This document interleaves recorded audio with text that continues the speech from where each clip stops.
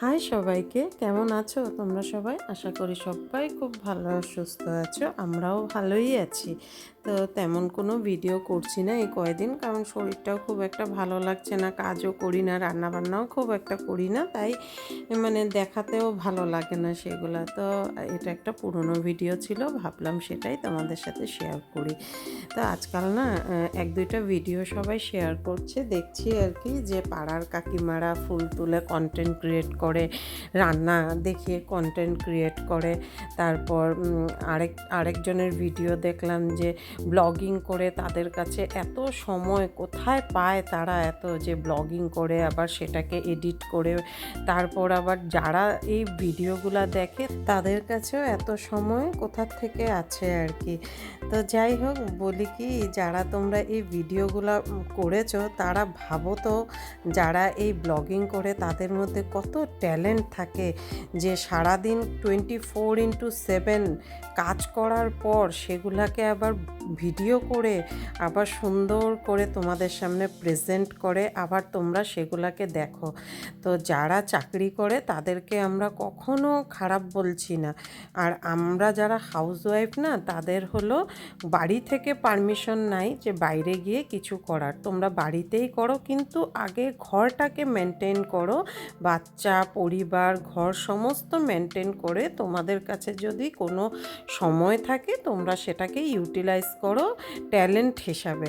তোমার কাছে কি ট্যালেন্ট আছে সেটা দেখাও তোমরা। তো ভাবো তো আমাদের কাছে কত ট্যালেন্ট আছে, যে আমরা সারা দিন কাজ করার পর সেটাকে ভিডিও করি, আবার সুন্দরভাবে তোমাদের কাছে প্রেজেন্ট করি, আবার সেটা সোশ্যাল মিডিয়া থেকে আমাদেরকে সেটার জন্য কিছু একটা পেমেন্টও করে। তো ভাবতে পারো তোমাদের থেকেও কত বেশি ট্যালেন্ট আমাদের কাছে আছে। তো যারা চাকরি বাকরি করে তাদের কথা বলি, তাদেরকে আমি কখনোই খারাপ বলছি না, কিন্তু তাদের ট্যালেন্টটা ভাবো তো, শুধু তারা 8 ঘন্টা চাকরি করে এসে তারপর বাড়িতে হয়তো ঘুমিয়ে পড়ে, তাদের কাজের মানুষ থাকে বা শ্বশুর শাশুড়ি থাকে বা মা বাবা থাকে, তাদের বাচ্চাদেরও ওনারাই দেখেন।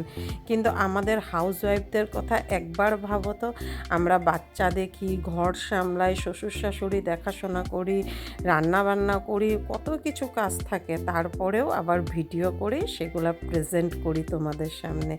তো যারা এই ভিডিওগুলো বানাচ্ছো বা শেয়ার করছো তাদেরকে বলি, অন্তত পাড়ার কাকিমারা কারো বাড়িতে গিয়ে পিএনপিসি তো করছে না, নিজের বাড়িতে কি বানাচ্ছে, কি রান্না করছে, বা এ তো ফুল গাছ দেখিয়ে, তো এগুলা যদি কন্টেন্ট ক্রিয়েট করে তো তোমরাই তো দেখছো, বলো তাতে খারাপ কি? আর তার বিনিময়ে যদি কিছু একটা ইনকাম করতে পারছে, এটা তো ভালো কথা, কোনো খারাপ কথা তো না। কারণ যারা না ব্লগিং করে হাউসওয়াইফরা, তাদের বাড়ি থেকে পারমিশন থাকে না যে তোমরা বাইরে গিয়ে কিছু করো। তো অনেক কিছু চিন্তা করে তোমরা এই ভিডিওগুলো শেয়ার করবে বা বানাবে। তো যেহেতু আমার চোখে পড়েছে তাই তোমাদের সাথে কথাগুলো শেয়ার করলাম, কারণ আমিও তো ব্লগিং করি, তার সাথে ঘরটাও কিন্তু মেনটেন করছি 24/7।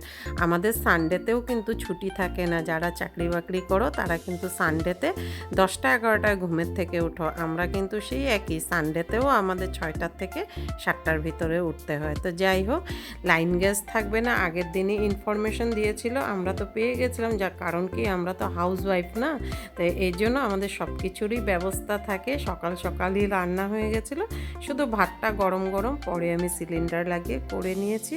তো কি কি রান্না করেছি দেখো, আলু ফুলকপি ভাজা, তার সাথে ছিল স্কোয়াশ আলু দিয়ে পনিরের তরকারি, তার সাথে ছিল ফুলকপির বড়া, যেহেতু গরম ভাত সেজন্য অল্প ঘিও নিয়েছিলাম।